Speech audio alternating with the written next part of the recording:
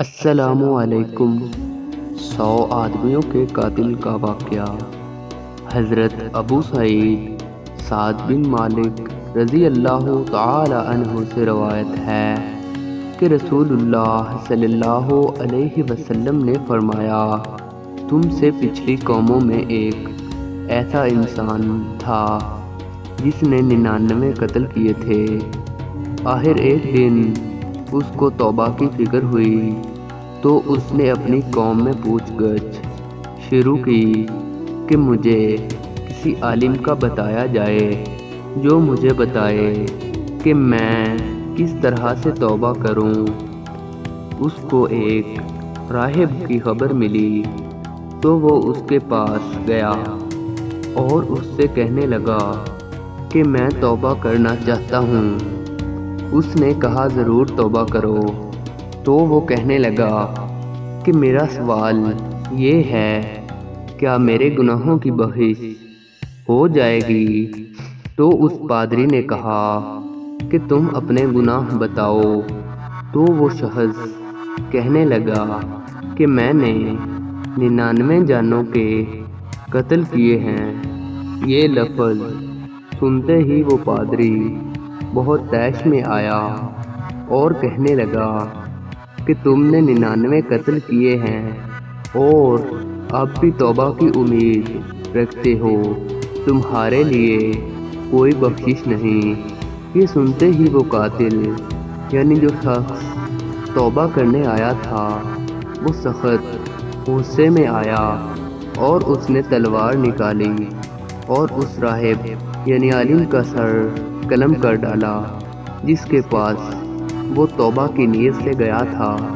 اس طرح اس نے 100 قتل پورے کر لیے، لیکن پھر بھی وہ دل میں یہی خیال رکھتا تھا کہ میں توبہ کروں۔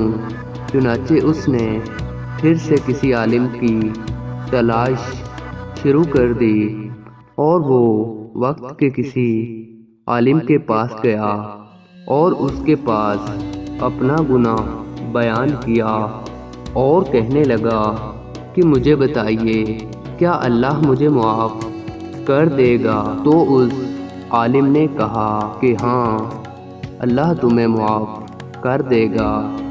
کون ہے جو اللہ اور تمہاری توبہ کے درمیان حائل ہو؟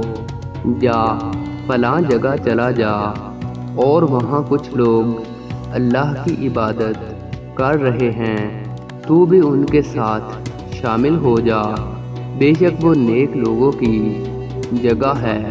چنانچہ اس نے اس نیکوں کی بستی کی طرف سفر شروع کر دیا۔ ابھی اس نے آدھا ہی راستہ طے کیا ہوگا کہ اس کو موت آ گئی۔ اس کو لینے کے لیے، اس کی روح کو لینے کے لیے رحمت اور عذاب دونوں فرشتے آئے۔ ملائکہ رحمت نے کہا کہ یہ شخص تائب ہو کر آیا تھا اور اللہ کی طرف رجوع کرنا چاہتا تھا۔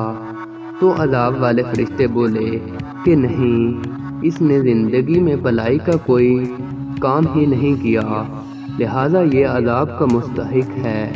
ان فرشتوں کے درمیان جھگڑا جاری تھا کہ ایک فرشتہ آدمی کی شکل میں ان کے پاس آیا۔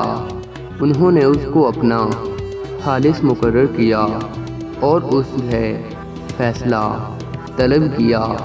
اس نے فیصلہ دیا کہ دونوں زمینوں کی مسافت کو ماپا جائے، یعنی جس طرف سے وہ آ رہا تھا وہاں سے یہاں تک، اور یہاں سے وہ نیکوں والی بستی تک زمین کو ماپا جائے۔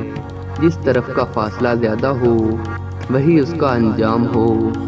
جب زمین کو ماپا گیا تو وہ نیکوں والی بستی کے قریب پایا گیا۔ بس رحمت کے فرشتے نے اس کو اپنے قبضے میں لے لیا۔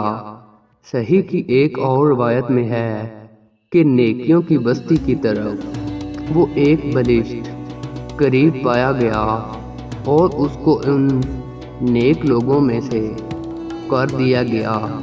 ایک اور روایت میں اس طرح سے بھی آتا ہے کہ اللہ نے اس زمین کو جو نیکوں کی بستی کی طرف تھی اس کو حکم دیا کہ تو سکڑ جا، جبکہ دوسری زمین جس طرف سے وہ آ رہا تھا اس کو پھیلنے کا حکم دیا۔ اس طرح اس کی بخشش ہو گئی۔ ایک اور روایت میں اس طرح سے بھی ہے کہ وہ اپنے سینے کے سہارے تھوڑا سا سرک کر آگے ہو گیا اور اس کی بخشش ہوئی۔ اس واقعہ سے معلوم ہوتا ہے کہ توبہ کا دروازہ ہر وقت کھلا ہے اور گناہ گار شخص کی توبہ بھی اللہ قبول کر لیتا ہے، بشرط یہ کہ توبہ سچے دل سے کی ہو۔